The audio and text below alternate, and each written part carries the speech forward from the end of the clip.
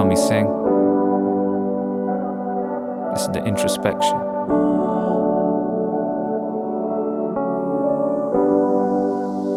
Hey yo, Rick, what you cooking now? So much I have to say.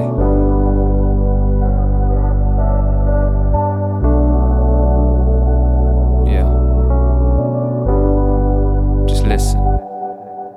Dear Lord, I write this letter to you. There's so much I have to say. Please take nothing in the wrong way. Just so many thoughts leading me astray. I look around me and I see so much good, but then I see the bubble I'm in, because I turn on the news and I see a world full of corruption and sin. So much pain in the eyes of the downtrodden and poor, who are neglected daily by the elites of the world. So much money, yet spiritually poorer than a newborn baby. They open charities and put up posts and claim to be helping those in need, whoever they may be. They would support the same actions that caused the whole race to stand up by taking a knee. I sit and question why the world is 99% the same but only sees the difference. How can we have sight to see the stars galaxies away but not see past someone's skin? It's mad. We search the stars for life on other planets and a fresh chance to start anew. Meanwhile, happily kill the life on the planet we live in and destroy it at the same time too. We are a species so clever yet so thick at the same time, and find others to blame. And I'm sorry, for some reason people love to use you as a reason to fan the flame. The flame of pain has been fanned by people claiming to be the people that you chose, yet the same people would run if you came in front of them and the situation arose, that their actions will be called into question and their intention for what they have said. But in truth, they haven't understood even an iota of what they have read. And what happens next? You know it, you do. People get vexed and they go and blame you. Blame you for suffering, blame you for pain, as though our actions and yours are the same. As though you picked the gun and aimed and took the shot. As though you smiled as the body dropped. As though the knife was yours that plunged into the heart. As though you're the reason the heart wouldn't restart. As though you're the real one, cooking and selling drugs. As though you're the ringleader of all the thugs. As though you took the kids, molesting the lot, and swept it under the carpet. Happened, it did not. But I see why people question. If you exist, why don't you stop it? Why do the innocent seem to suffer while the corrupt just seem to profit?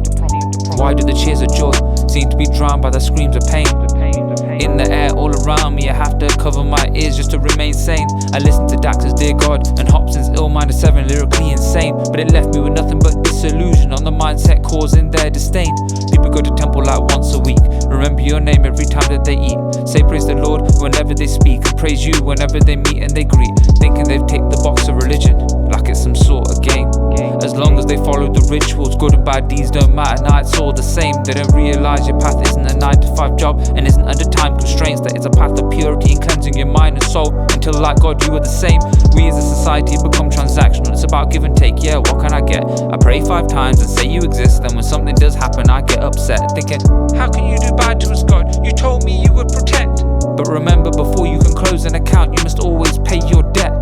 Over lifetimes and lifetimes we have accrued through the actions we took, and no human being can say you've repented and clear it. This is something we mistook. But of course we look the part, pray, give money to charity, thinking what can we get back? Whilst lying, cheating, stealing, hurting, it's like pouring grain into a torn sack. Remember, we are all nomads and this body is just a vessel and not ours to keep.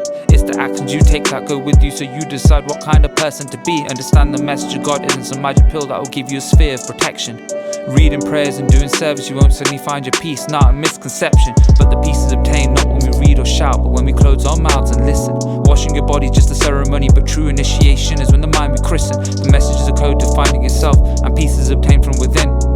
Then disappears all of heaven and hell, praise, slander, good deeds and sin. A process of self-realization and searching for God, not in the skies but inside, through breaking out of the shackles of lust, anger, greed, attachment, pride. I see the pain and I see the questions and why the world has lost faith in you. I want you to know forever I will believe, and now the world knows my point of view. Hummy Singh.